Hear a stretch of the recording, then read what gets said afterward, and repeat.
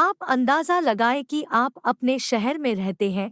एक दिन आप उठे और आपके घर के बाहर बहुत बड़ी दीवार खड़ी कर दी गई है। इस दीवार को आप क्रॉस नहीं कर सकते और आपका शहर इस दीवार के कारण दो हिस्सों में बंट गया है। एक ऐसी ही परिस्थिति हुई थी बर्लिन में रहने वाले लोगों के साथ।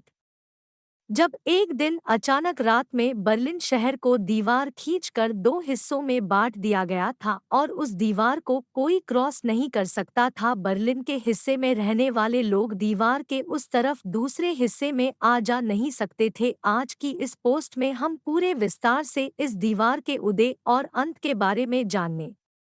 तो चलिए शुरू करते हैं हमारी आज की पोस्ट। बर्लिन की दीवार का इतिहास। बर्लिन की दीवार के बारे में आपने बहुत सुना होगा और अपनी इतिहास की किताबों में पढ़ा भी होगा, मगर सटीक बात शायद ही आपको पता हो। तो चलिए बर्लिन की दीवार के उदय के बारे में हम आपको बताते हैं। दरअसल कहानी की शुरुआत होती है दूसरे विश्व युद्ध के अंत के समय से, जब जर्मनी इस युद्ध में हार गया था और अलाइड फार्स की जीत हो चुकी थी। अलाइड फार्स में जो देश मुख्य भूमिका में थे वो थे रूस, ब्रिटेन, फ्रांस और अमेरिका। जर्मनी के इस युद्ध में हार जाने के कारण अब जर्मनी पर अलाइड फार्स का दबदबा हो गया, मगर इन अलाइड फार्स में भी ध्रुवीकरण हो रहा था, जिनमें से एक तरफ रसिया था तो दूसरी तरफ अमेरिका, ब्रिटेन और फ्रांस। ज्यादातर लड़ाइयों में यही होता है कि जीतने वाला देश हारने वाले देश को किसी तरह अपने अधिकार में रखना चाहता है,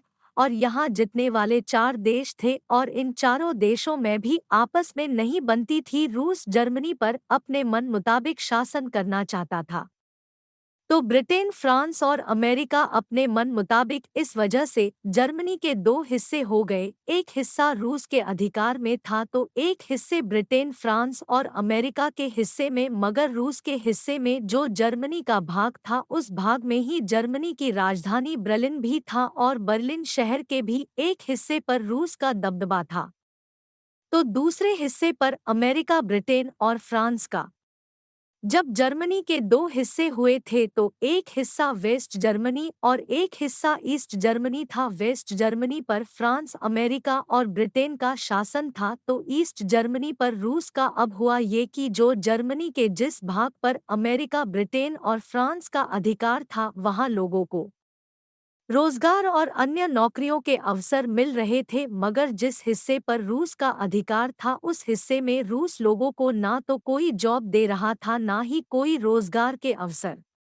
इस बात से दुखी होकर लोग रोजगार के लिए ईस्ट जर्मनी से वेस्ट जर्मनी में जाने लगे। 1949 से लेकर 1961 के बीच में लगभग 30 लाख लोग ईस्ट जर्मनी से वेस्ट जर्मनी में चले गए और ये संख्या जर्मनी की उस वक्त की आबादी का 20% हिस्सा थी। इस बात से रूसी हाई कमान चिंता में आने लगी और इसने एक उपाय निकला। रूस ने ईस्ट जर्मनी के पूरे बॉर्डर को सील कर दिए और कंटीले तारों की तारबंदी कर दी और बॉर्डर पर गार्ड्स भी खड़े कर दिए ताकि लोग ईस्ट जर्मनी से वेस्ट जर्मनी में ना जा पाए। बॉर्डर सील होने के कारण लोग वेस्ट जर्मनी नहीं जा पा रहे थे, मगर लोगों ने इसका उपाय निकाल लिया। वो पहले बर्लिन के उस हिस्से में आते जिस हिस्से में वेस्ट जर्मनी का अधिकार है, अर्थात वेस्ट बर्लिन में आते और यहाँ से ट्रेन पकड़कर वेस्ट जर्मनी में चले जाते थे। इस समस्या को सुलझाने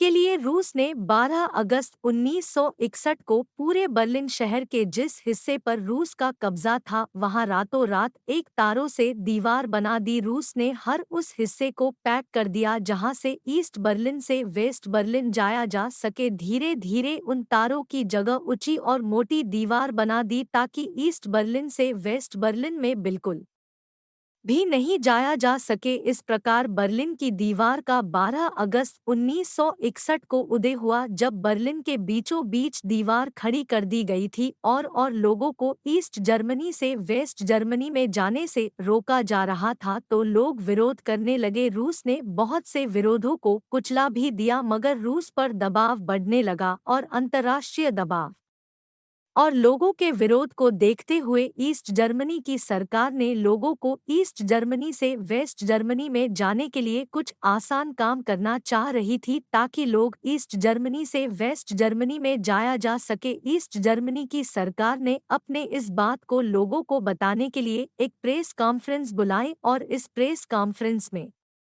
बताया यह जाना था कि ईस्ट जर्मनी की सरकार वेस्ट जर्मनी में जाने के लिए लोगों को छूट देने वाली है, मगर इस प्रेस कॉन्फ्रेंस में सरकार के वक्ता से गलती से यह निकल गया कि आज से ईस्ट जर्मनी से वेस्ट जर्मनी में कोई भी बिना रोक टोक के जा सकता है। यह बात पूरे मीडिया में फैल गई और लोग की भीड़ बर्लिन की दीवार पे इकट्ठी होने लगी और उस दीवार को गिराने लगी। अंततः 8 नवंबर 1989 को गलत प्रेस कॉन्फ्रेंस के कारण बर्लिन की दीवार गिरा दी गई। इस तरह बर्लिन की दीवार का अंत हुआ। मेरा नाम सचिन प्रजापति है।